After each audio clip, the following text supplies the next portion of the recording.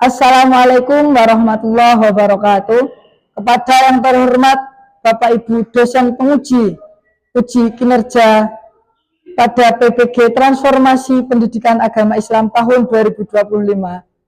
Perkenalkan, saya Muhammad Ilham Yakisufi, mahasiswa PPG PAI dalam jabatan batch 4 tahun 2025 di LPTK UIN Wali Songo Semarang dengan NIM 25034174887. Pada hari ini, Selasa 20 Januari 2026, saya akan melaksanakan praktik pembelajaran dalam rangka penilaian uji kinerja di SDT Al-Mawaddah pada kelas 6B dengan materi indahnya ketetapan Allah Subhanahu wa Ta'ala. Terima kasih dan selamat menyaksikan.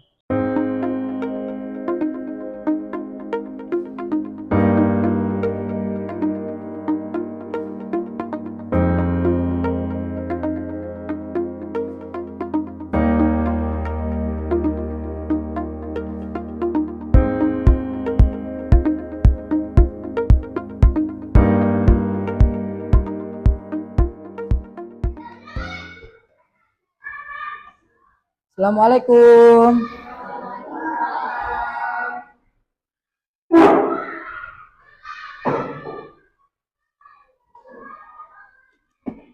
Assalamualaikum warahmatullahi wabarakatuh. Waalaikumsalam warahmatullahi wabarakatuh. Selamat pagi semua. Pagi luar biasa. Oke. Sebelum kita mulai, kita berdoa terlebih dahulu yang akan dipimpin oleh ketua kelas. Jika berdoa, Angkat tanganmu, tundukkan kepala, pejamkan mata, lalu doa. Bismillahirrahmanirrahim.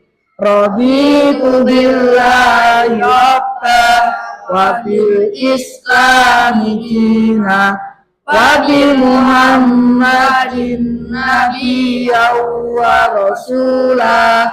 Rabbi zidni ilma warzuqni fahma. Amin. Bagaimana kabarnya anak-anak? baik. Oke, alhamdulillah baik ya. Semangat. Sebelum kita mulai, Pak Ilham absensi dulu. Alvina hadir. Oke. Amin hadir. Cantika hadir. Dava hadir. Ilham Hadir. Himora Moza. Alhamdulillah masuk semua ya. Oke, siap untuk belajar semua ya. Oke, bukunya udah dikeluarin semua. Sebelum kita mulai, dicek dulu kerapiannya, tempat duduknya, pakaiannya.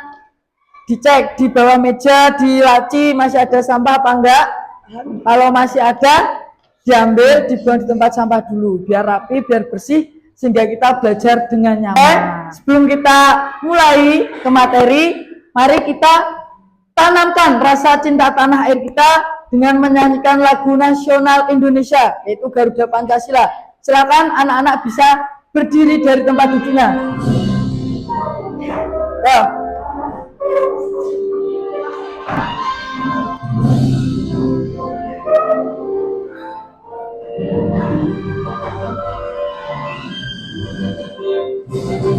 Garuda Pancasila, akulah pendukungmu, patriot proklamasi, sedia berkorban untukmu. Pancasila dasar negara, rakyat adil makmur sentosa, pribadi bangsaku. Ayo maju, maju, ayo maju, maju, ayo maju, maju. Duduk lagi. Nah, dengan kita menyanyikan lagu nasional, itu bukti cinta kita kepada tanah air kita. Nah, kita sebagai generasi muda harus selalu mencintai tanah kelahiran kita, yaitu Negara Kesatuan Republik Indonesia. Sebelum kita ke materi pada hari ini, kita akan mengulas materi yang kemarin. Kemarin kita sudah belajar tentang Quran surat Al-A'la. Kita membahas isi kandungan Quran surat Al-A'la, terus bagaimana cara membaca Quran surat Al-A'la dengan baik dan benar. Terus kita mengimplementasikan isi pesan-pesan dari Quran surat Al-A'la dalam kehidupan sehari-hari kita. Nah, sekarang kita melanjutkan bab 7, yaitu tentang indahnya ketetapan Allah dengan tema iman kepada qada dan qadar Allah. Nah, apa itu yang kalian ketahui tentang qada dan qadar? Ada yang tahu apa itu qada qadar? Terus, pernah nggak kalian itu merasa sedih ketika sesuatu yang enggak kalian inginkan itu terjadi? Misalnya sakit, nggak ada kan yang mau sakit? Nggak ada, pasti semuanya ingin sehat. Terus, ketika lomba kalah, nah, pastikan harapannya kalau orang lomba itu menang. Ketika kalian merasakan itu semua, apa yang nggak kalian inginkan terjadi, gimana perasaan kalian? Terus bagaimana sikapnya? Nanti kita akan bahas itu semua di dalam materi iman kepada qada dan qadar Allah. Tujuan pembelajaran pada hari ini adalah agar kalian itu bisa menjelaskan apa makna dari iman kepada qada dan qadar Allah. Apa toh makna iman kepada qada dan qadarnya Allah, dan juga mampu menjelaskan contoh-contoh dari qada dan qadarnya Allah. Jadi kalian bisa menjelaskan, oh contoh qadar ini, contoh qada ini. Dan yang selanjutnya yaitu menjelaskan hikmah yang bisa diambil dari iman kepada qada dan qadarnya Allah. Nah, pembelajaran pada hari ini sangat penting untuk kita lakukan, untuk kalian. Kenapa? Karena materi qada dan qadar ini kaitannya dengan kehidupan kalian. Karena dalam kehidupan sehari-hari kita itu pasti tidak lepas dari ketetapan-ketetapan yang sudah Allah tentukan. Maka dari itu penting sekali untuk kita belajar tentang makna iman kepada qada dan qadarnya Allah. Yang berikutnya, agar semangat, agar fokus, kita ice breaking dulu, kita pemanasan dulu. Kita akan tepuk 1, 2, 3, dan 4. Siap ya? Ini sudah ada teksnya. Nanti bareng-bareng agar semangat dan fokus dalam belajar. Tepuk 1, yes. Tepuk 2, oke. Tepuk 3, tepuk 4, konsentrasi. Tepuk 5, siap belajar. Konsentrasi dimulai. Oke, fokus. Habis ini kita akan menyaksikan video pembelajaran terkait makna iman kepada qada dan qadarnya Allah. Mohon untuk diperhatikan ya, jangan ada yang rame sendiri. Fokus ke videonya. Silahkan diperhatikan. Qada dan qadar atau takdir berasal dari bahasa Arab. Qada secara bahasa berarti ketetapan, ketentuan, ukuran, takaran atau sifat. Qada secara istilah yakni ketetapan Allah yang tercatat di Lauhul Mahfuz sejak zaman azali. Ketetapan ini sesuai dengan kehendaknya dan berlaku untuk seluruh makhluk atau alam semesta. Adapun qadar atau takdir secara bahasa berarti ketetapan yang telah terjadi atau keputusan yang diumumkan. Qadar atau takdir secara istilah adalah ketetapan atau keputusan Allah yang memiliki sifat maha kuasa atau qadir atas segala ciptaannya, baik berupa takdir yang baik maupun takdir yang buruk. Ciptaan Allah ada kalanya terwujud setelah melalui proses alam atau mengikuti hukum sebab akibat, seperti wujudnya anak karena adanya orang tua dan wujudnya harta benda karena hasil usaha manusia. Ada kalanya ciptaan Allah terwujud seketika tanpa proses, seperti wujudnya Nabi Isa tanpa ada bapaknya. Wujud mukjizat Nabi Isa menghidupkan orang yang telah meninggal dunia karena sudah menjadi perintah Allah. Hal ini bisa kita simak dalam Quran Surat Al-A'raf ayat 54. أعوذ بالله من الشيطان الرجيم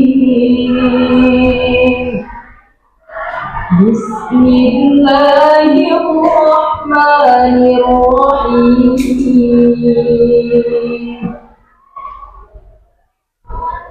إن ربكم الله الذي خلق السماوات والأرض في 6 أيام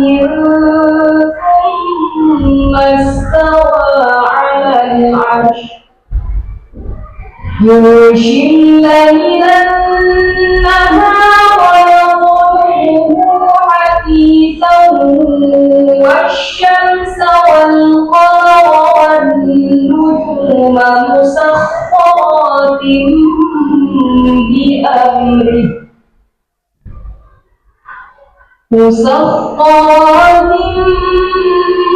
بأمره ألا له الخلق والأمر تبارك الله رب العالمين صدق الله العظيم. Dengan kata lain, kota dan takdir merupakan perwujudan atau realisasi dari kodok. Hubungan antara kodok dan kodar sangat erat dan tidak dapat dipisahkan. Kodok adalah ketetapan yang masih bersifat rencana, dan ketika rencana itu sudah menjadi kenyataan, maka kejadian nyata itu bernama kodar atau takdir. Dalam kehidupan sehari-hari, kita terbiasa menggunakan kata-kata takdir, padahal yang dimaksud adalah kodok dan kodar. Sedangkan takdir itu sendiri terbagi ke dalam dua hal. Pertama, takdir mubrom. Takdir mubrom adalah takdir atau ketetapan Allah yang tidak dapat diubah atau tidak dapat diubah oleh siapapun. Contoh takdir mubrom ialah setiap makhluk pasti akan mengalami mati. Contoh lain misalnya, manusia pasti mempunyai akal, pikiran, dan perasaan. Yang kedua, takdir mu'allaq. Takdir mu'allaq adalah takdir yang masih dapat diubah melalui usaha manusia. Setiap hamba diberi peluang atau kesempatan oleh Allah untuk berusaha mengubah keadaan dirinya menjadi lebih baik. Contoh takdir mu'allaq misalkan, Hasan dilahirkan dalam keluarga yang sederhana. Ia ingin melanjutkan pendidikan ke jenjang yang lebih tinggi, akan tetapi ia menyadari dan memberi peluang atau kesempatan oleh Allah untuk berusaha mengubah keadaan dirinya menjadi lebih baik. Contoh takdir mu'allaq misalkan, Hasan dilahirkan dalam keluarga yang sederhana. Ia ingin melanjutkan pendidikan ke jenjang yang lebih tinggi, akan tetapi ia menyadari bahwa penghasilan orang tuanya sangatlah terbatas, sehingga ia mencari cara agar cita-citanya dapat tercapai. Ia belajar dengan tekun sehingga meraih prestasi tinggi dan mendapatkan beasiswa untuk melanjutkan ke perguruan tinggi. Di tempatnya ia kuliah, ia masih tetap rajin belajar sehingga ia kembali mendapatkan beasiswa. Bahkan ia mendapatkan tawaran pekerjaan dan posisi yang cukup tinggi. Saat ini ia dapat hidup lebih layak daripada orang tuanya karena dia mau mengadakan perubahan baik untuk dirinya sendiri maupun bagi keluarganya. Dua hal lain yang berkaitan dengan takdir yakni ikhtiar dan tawakal. Takdir, ikhtiar, dan tawakal adalah tiga hal yang sulit untuk dipisah-pisahkan. Dengan kemahakuasaannya, Allah menciptakan undang-undang. Setelah kalian simak, kalian saksikan apa yang kalian pahami terkait antara perbedaan qada dan qadar. Terus bagaimana hubungannya dengan takdir Allah? Nah, akan kita bahas lebih lanjut. Pak Ilham akan menjelaskan lebih merinci lagi. Nah, ini arti iman kepada qada dan qadar. Apa itu iman? Iman merupakan keyakinan yang kuat kepada Allah atau kepercayaan dari hati yang paling dalam, percaya kepada Allah, yakin percaya kepada Tuhan, yaitu Allah. Nah, iman ini, keyakinan ini, kepercayaan ini penting bagi orang yang beragama, karena modal utama orang yang beragama adalah percaya, yakin kepada Tuhan, yaitu Allah.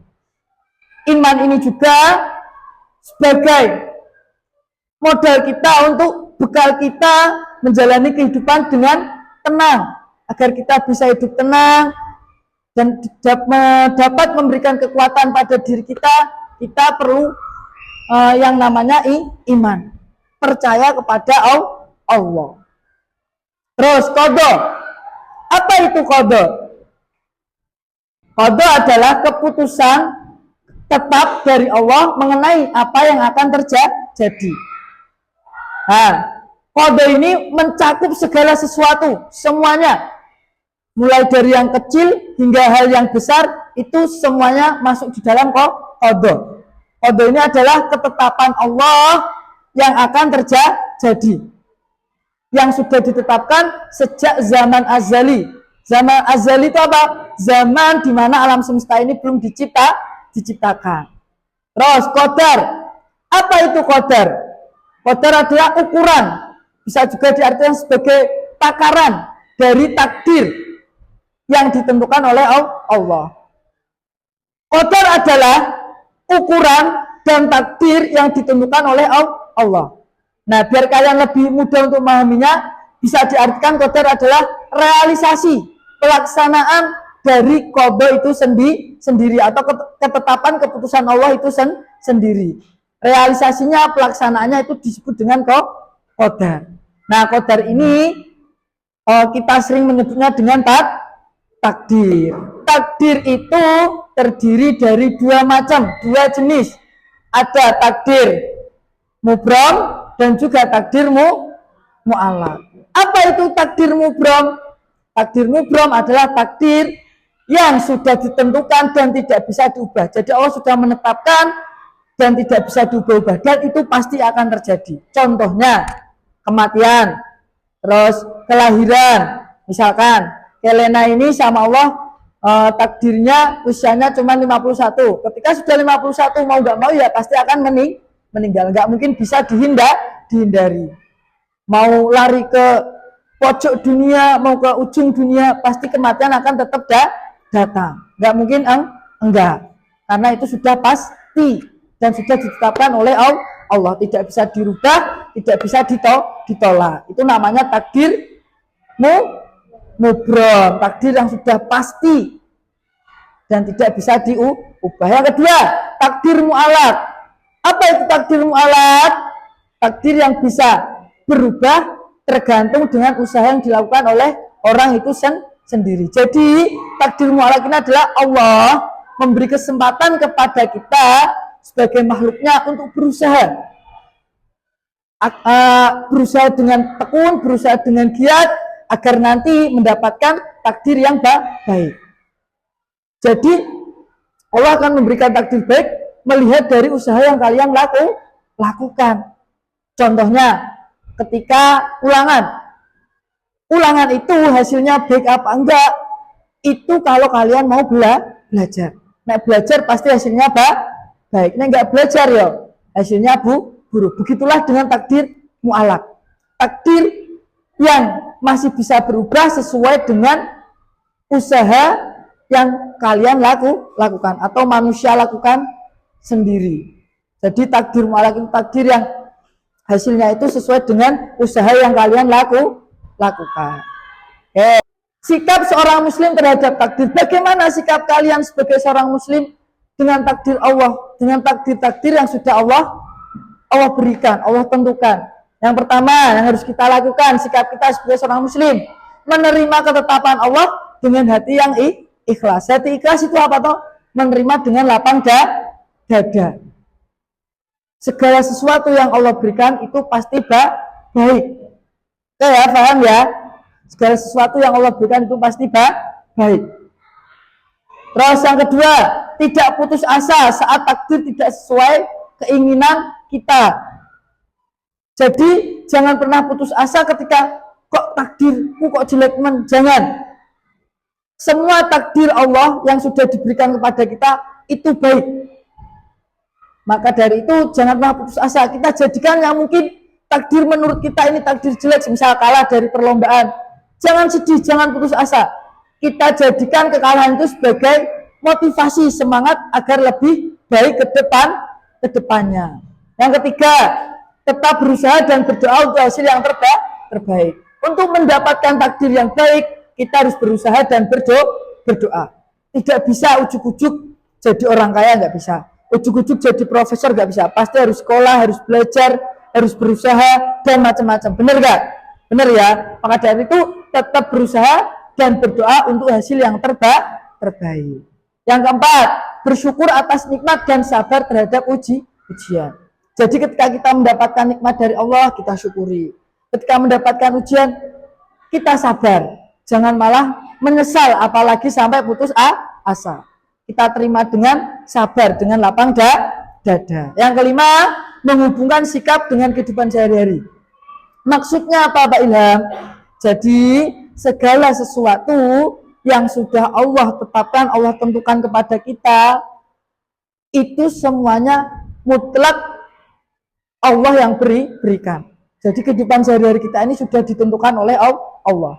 Jadi mulai kita bangun sampai kita tidur lagi itu semua sudah ditentukan oleh Allah. Berikutnya. Nah, hikmah beriman kepada takdir. Hikmah itu apa toh? Pelajaran yang bisa kita ambil, kita petik dari beriman kepada takdir, beriman kepada qada dan qadarnya Allah. Yang pertama, kita harus sadar bahwa ketetapan dan keputusan itu semuanya ada pada Allah. Hak mutlak milik Allah. Kita sebagai makhluk, kita sebagai manusia hanya bisa berusaha dan berdoa. Yang kedua, menumbuhkan sikap berbaik sangka kepada Allah.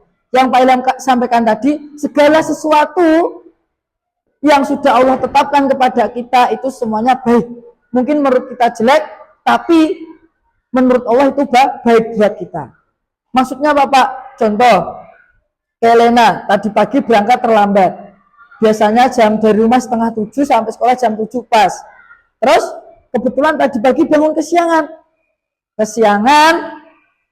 dia pastikan di sekolah dihukum, terus dia di hatinya grundel. Lah ya, biasanya udah bangun pagi, sekarang kok ya tidak terlambat. Wah, memang hari ini nasibku lagi gak baik. Nah, perasaan si Kelena itu seperti itu. Menurut Kelena itu takdirnya gak baik. Tapi mungkin dibalik keterlambatan Kelena ke sekolah ada sesuatu yang memang Allah tahu dan Allah menghindarkan sesuatu itu dari Kelena. Kebetulan pas hari tadi pagi Kelena berangkat, itu jam 6:30 di jalan yang biasa Kelena lewati itu ada kecelakaan. Nah, maka dari itu Allah buat Kelena bangun agak kesiangan, jam 7 baru bangun. Biar apa? Biar 6:30 Kelena nggak lewat jalan yang ada kecelakaan. Allah selamatkan Kelena dari kecelakaan. Makanya jangan anggap takdir yang menurutmu jelek itu belum tentu menurut Allah itu jelek. Karena kita ini manusia mempunyai keterbatasan. Allah yang mengetahui segalanya. Bahkan kita 2 jam ke depan pun kita tidak tahu apa yang akan terjadi pada diri kita. Benar gak? Iya. Paham ya maksudnya ya? Jadi kita harus berbaik sangka berpikiran positif thinking bahwa segala sesuatu yang telah Allah tetapkan kepada kita itu semuanya baik.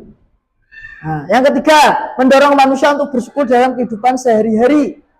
Nah, dengan kita beriman kepada takdir, qada-qadarnya Allah, itu bisa meningkatkan keimanan dari diri kita, menumbuhkan rasa syukur dalam kehidupan sehari-hari kita. Segala sesuatu yang telah Allah berikan kita syukuri, kita nikmati, karena semua itu datangnya dari Allah. Terus yang keempat, meningkatkan kesabaran dalam menghadapi berbagai macam ujian dan cobaan dalam hidup. Jadi ketika kita diberi cobaan oleh Allah, kita harus sabar, menghadapi dengan sabar, dengan lapang dada. Jangan malah putus asa, apalagi menyerah, nggak boleh. Kita tetap harus semangat, sabar, karena kita tahu semuanya itu sudah Allah tetapkan. Yang kelima, mendorong manusia untuk selalu dekat dengan Allah. Nah, kita bisa beriman beneran kepada takdir, kita bisa mengangan-angan bahwasanya oh iya, segala sesuatu ini yang terjadi itu tuh kan memang sudah Allah yang takdirkan. Nah, itulah bisa menumbuhkan rasa pikiran agar kita selalu ingat kepada Allah, sehingga kita nanti bisa dekat dengan Allah, dengan selalu kita mengingat bahwa segala sesuatu takdir yang kita terima itu datangnya dari Allah. Yang keenam, mendorong manusia bekerja keras sebagai bentuk dari usaha dan mendapatkan takdir yang terbaik. Segala sesuatu yang baik itu harus diusahakan, tidak bisa ujuk-ujuk terjadi. Mau takdir kalian baik, nasib kalian baik, juga harus usahakan. Tapi jangan lupa dari usaha itu kita harus imbangi dengan doa. Kita harus barengi dengan doa. Paham ya sampai sini ya? Paham ya? Lanjut. Nah, menumbuhkan sikap positif. Dengan kita beriman kepada takdir Allah akan menumbuhkan 4 sikap ini. Yang pertama, sabar. Sabar, tetap tenang saat menghadapi ujian. Ketika ada ujian datang, kita harus tetap tenang. Nggak boleh gerusa-gerusu, apalagi sampai tergesa-gesa. Kita harus sabar. Kita harus ujiannya apapun itu, ujian hidup ya kita harus menerima dengan lapang dada, dengan hati yang ikhlas. Yang kedua, syukur. Dengan kita beriman kepada takdir Allah akan menumbuhkan rasa syukur dalam diri kita, yaitu dengan apa? Menghargai semua nikmat yang telah Allah berikan kepada kita. Apapun itu nikmatnya harus kita terima dengan baik, kita syukuri. Yang ketiga, tawakal, berusaha maksimal dan menyerahkan semuanya kepada Allah. Tawakal itu apa toh? Berusaha dan menyerahkan hasil itu kepada Allah. Tawakal itu artinya menyerahkan segala sesuatu urusan kepada Allah. Jadi setelah kita berusaha, kita berdoa, nanti hasilnya bagaimana kita serahkan kepada Allah. Itu namanya tawakal. Dan sikap yang keempat yaitu sikap optimis. Apa itu sikap optimis? Yakin bahwa setiap kesulitan pasti ada jalan keluarnya. Gak mungkin Allah berikan kesulitan gak ada solusinya, pasti ada.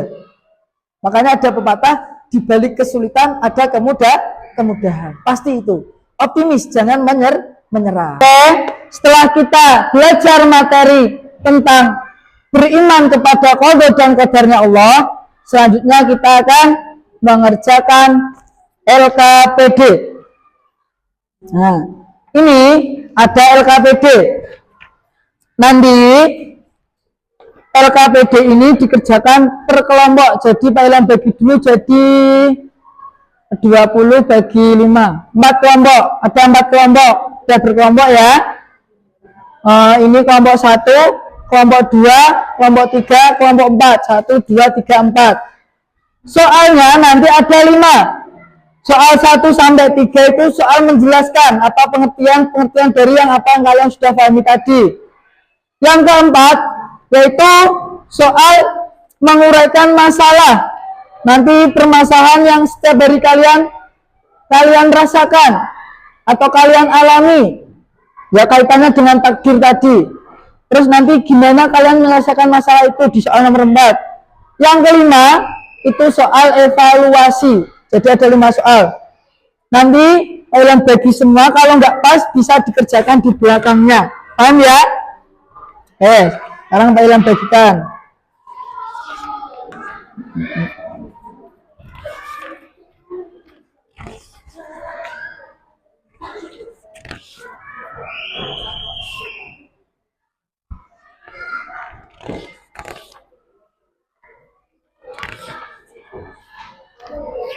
Geser. Dilihat itu ada petunjuk mengerjakan. Pertama, setelah melihat video dan penjelasan, diskusikan dalam kelompok. Jadi diskusikan sesuai kelompoknya masing-masing, bukan diskusi antar kelompok ya, antar dalam kelompoknya masing-masing. Terus jawab soal 1-5 secara individu. Individu berarti ngerjakannya sendiri-sendiri, tapi boleh diskusikan dengan kelompoknya. Yang ketiga, buat contoh dalam kehidupan sehari-hari dan presentasikan. Jadi nanti kalian mengerjakan sesuai dengan soalnya itu, dan nanti dipresentasikan ke depan. Yang keempat, kerjakan dengan jujur dan kolaboratif. Maksudnya kolaboratif itu apa? Kerjakan dengan kelompoknya sendiri, bukan kolaboratif itu kelompok lain dengan kelompok lain. Boleh mencari referensi di buku.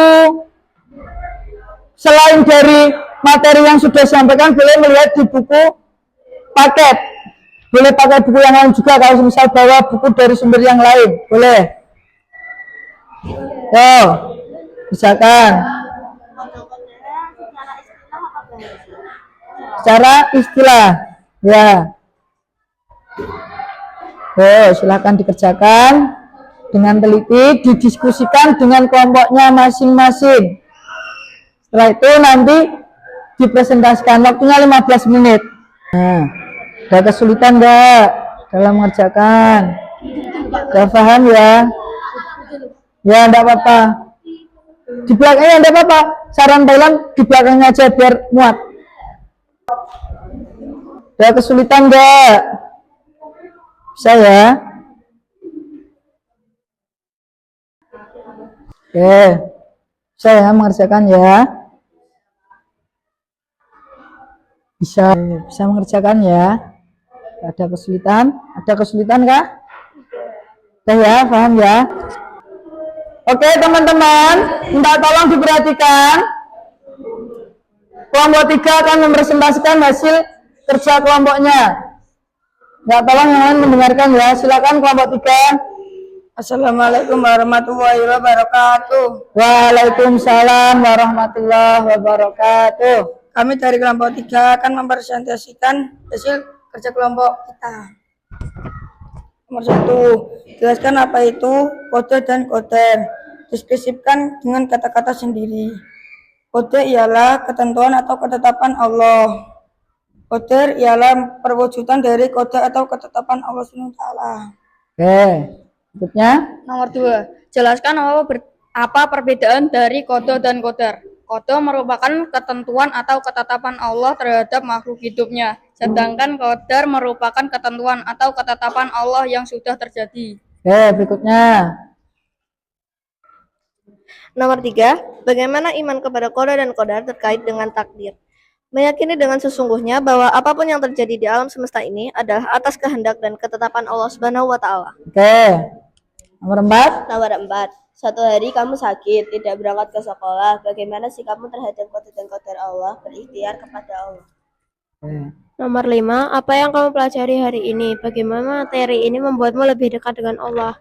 Dengan mempelajari kode dan kodar, kami lebih mengetahui bahwa semua ketetapan itu dari Allah. Oke, ada yang ingin bertanya menanggapi terkait kelompok 3? Tidak ada? Ada? Tidak ada ya?